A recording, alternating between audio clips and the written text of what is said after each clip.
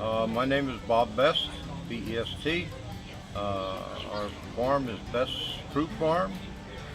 We started farming in 1945. We primarily grow peaches and apples, and we produce a lot of cider. And how did it get My started? dad was a grocer, and right at the end of the Second World War, he decided to get out of the grocery business when supermarkets were about to come into existence. And he saw the writing on the wall that the small independent grocer probably had a limited amount of years left. So he decided to get out of that and bought a farm that hadn't been farmed since the Second World War. And we cleared it, totally cleared it. It was grown back up in brush and trees. I was part of the clearing crew. I started working full-time on the farm when I was 10 years old. I'm 75 right now, so that, do the math. I was driving tractor and hooking chain around stumps and pulling them out by the roots and doing everything Mom and Dad were doing.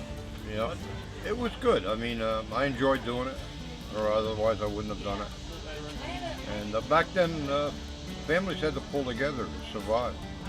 You know, that meant bread on the table in the winter. No, I don't think it was ever a question, because as a young fella, I hung around a Morgan's greenhouses and a big produce farm in Hackettstown when I was young, and I just kind of got the bug for farming back then. And several of those people were kind of mentors that got the interest. It was never a question. In fact, I love football. There's nothing I love better than football, and I had to give up football in my senior year to stay home and pick apples, and so we had bread on the table next winter. And that was probably one of the hardest choices I ever made in my life, but there was never any question about whether I was going to stay and farm. Well, it's a style of life. I mean, you're out there with nature, you get to do a lot of things, you learn. I was able to work alongside of my dad, which most of your kids today don't have a chance to do that. I learned from my dad. I mean, we had a very good relationship, and there's just a love for turning the earth and planting trees and nurturing them along and seeing them grow and bringing them into production. It's hard to describe, but it's something that's in your blood. But no, it takes a while to get into production. Fruit growing is not an overnight plant it now and 3 months from now harvest. It's you're always planning ahead. For example, a peach tree only has a life expectancy about 15 years. So you're growing it for 4 years, you're coming into production, you got 11 years of production. Now, before that tree runs out and gets old, you have to be planning ahead and having young trees coming in to replace that tree when you cut it down. So it's always, you know, you're always working years ahead in the orchard business. It isn't, like I said, it isn't plant it now and harvest it 2 weeks from now, 2 months from now.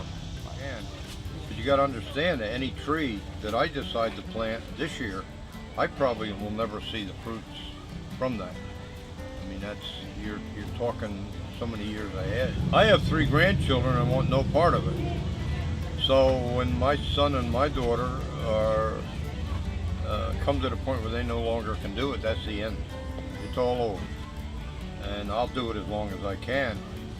For a young person to come into farming today is rather difficult. And if you look at the average age of a young farmer today, it's up in the 50s and 60s. There's very little young blood in the industry right now. Whether they're going to stick to it, whether they're going to be able to live with their wives while they're doing it, whether they're going to have the financial backing. I think the big thing is the financial backing, as well as all the regulations that's coming down the pike. Regulations are eating us up. For example, I was reading an article last week where the federal DEP is now thinking about passing a dust ordinance. if you go down your farm lane with your pickup truck and you raise too much dust, they got a way to monitor it, and they could fine you for that. Or if you're harrowing your field, getting ready to plant your corn, and you're raising too much dust, and somebody doesn't seem to like that, they can come in and fine you. This is layer after layer of regulation, and that's what the young person is going to have to deal with even more so than we're dealing with it today. If my dad had to come back today, he couldn't handle it. I'm sure he couldn't handle it. But being we've lived with it as it progressed, I guess that's a good expression. We've lived with it, but it hasn't been easy. Operation, it's still a family operation. I believe in families being together. We've had 4 generations of family basically on the farm, growing up on the farm.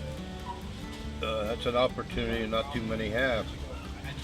But I think back now, did they make the right decision, and did I make the right decision saying to them, you know, maybe you ought to consider moving on?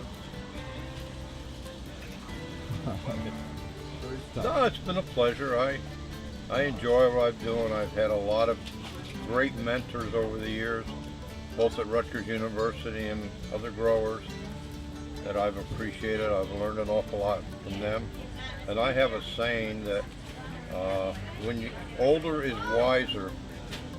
And now that I'm older, I hope that there's those out there that would tap my wisdom of 65 years of experience, because I'd love to share it.